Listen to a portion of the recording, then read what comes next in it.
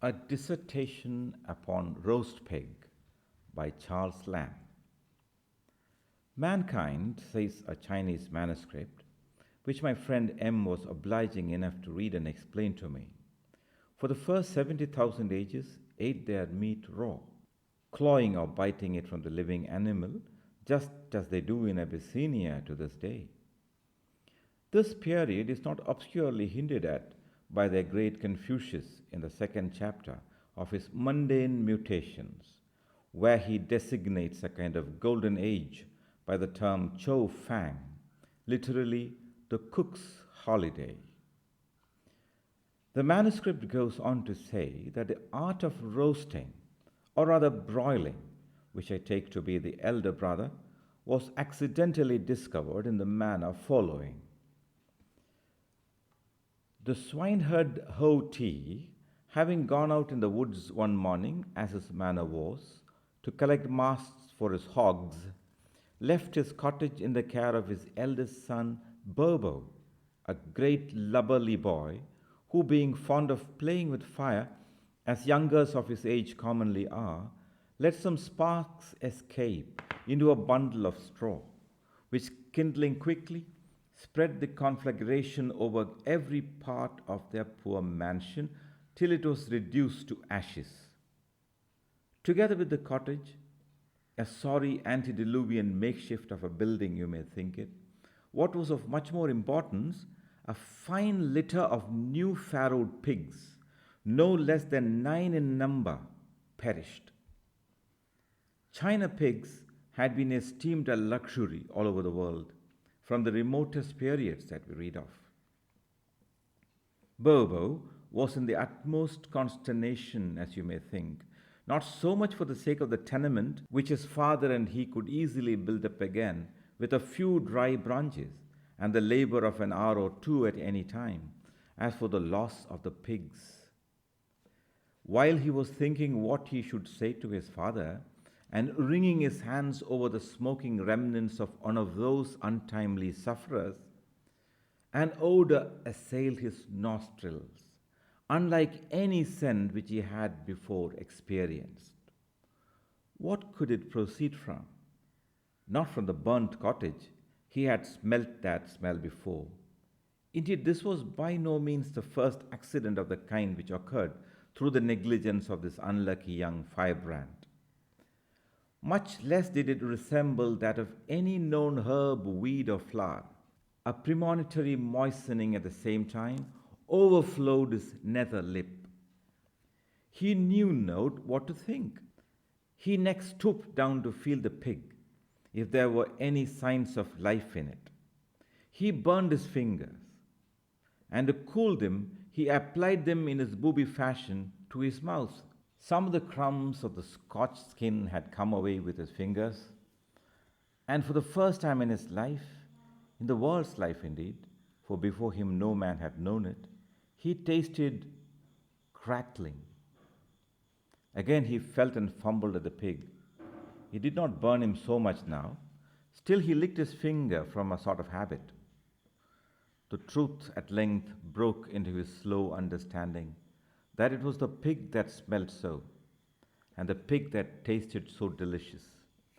And surrendering himself to the newborn pleasure, he fell to tearing up whole handfuls of the Scotch skin with the flesh next it, and was cramming it down his throat in his beastly fashion, when his sire entered amid the smoking rafters, armed with retributory cudgel, and finding how affairs stood, began to rain blows upon the young rogue's shoulders as thick as hailstones, which Bobo heeded not any more than if they had been flies. The tickling pleasure which he experienced in his lower regions had rendered him quite callous to any inconveniences he might feel in those remote quarters. His father might lay on, but he could not beat him from his pig till he had fairly made an end of it, when, becoming a little more sensible of his situation, something like the following dialogue ensued. "You graceless whelp, what have you been devouring? Is it not enough that you have burnt me down 3 houses with your dog's tricks and be hanged to you? But you must be eating fire, and I know not what, What have you got there, I say? Oh, father, the pig. Do come and taste how nice the burnt pig eats. The ears of Ho Ti tingled with horror. He cursed his son, and he cursed himself that ever he should beget a son that should eat burned pig. Bobo, whose scent was wonderfully sharpened since morning, soon raked out another pig, and fairly rending it asunder, thrust the lesser half by main force into the fists of Ho Ti, still shouting out, "Eat, eat, eat the burnt pig, father! Only taste, O Lord!" with such barbarous ejaculations, cramming all the while as if he would choke. Ho Ti trembled every joint, while he grasped the abominable things, wavering whether he should not put his son to death for an unnatural young monster, when the crackling scorching his fingers as it had done his son's, and applying the same remedy to them, he in turn tasted some of its flavour, which, make what sour mouths he would for a pretence, proved not altogether displeasing to him. In conclusion, for the manuscript here is a little tedious, both father and son fairly sat down to the mess, and never left off till they had dispatched all that remained of the litter. Bobo was strictly enjoined not to let the secret escape, for the neighbors would certainly have stoned them for a couple of abominable riches. Who could think of improving upon the good meat which God had sent them? Nevertheless, strange stories got about. It was observed that Ho Ti's cottage was burned down now more frequently than ever. Nothing but fires from this time forward. Some would break out in broad day, others in the night time. As often as the stove farrowed, so sure was the house of Ho Ti to be in a blaze.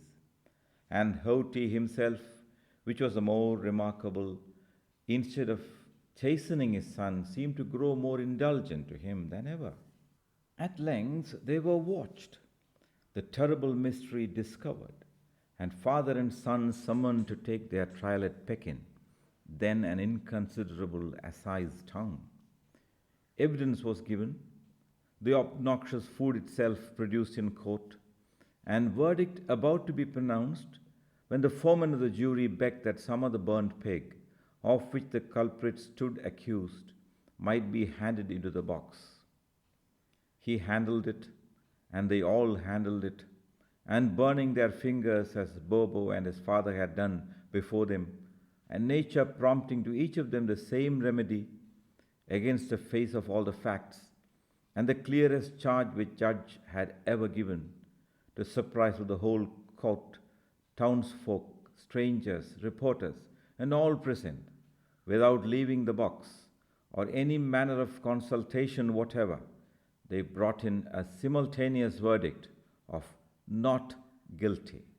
The judge, who was a shrewd fellow, winked at the manifest iniquity of the decision, and when the court was dismissed, went privily and bought up all the pigs that could be had for love or money. In a few days his lordship's town house was observed to be on fire. The thing took wing, and now there was nothing to be seen but fires in every direction. Fuel and pigs grew enormously dear all over the district. The insurance offices one and all shut up shop. People built slighter and slighter every day, until it was feared that the very science of architecture would in no long time be lost to the world. Thus, the simple custom of firing houses continued, till in process of time, says my manuscript, a sage arose, like our Locke, who made a discovery that the flesh of swine, or indeed of any other animal, might be cooked, burnt as they called it, without the necessity of consuming a whole house to dress it. Then first began the rude form of a gridiron. Roasting by the string or spit came up a century or two later. I forget in whose dynasty. By such slow degrees, concludes the manuscript, do the most useful and seemingly the most obvious arts make their way among mankind.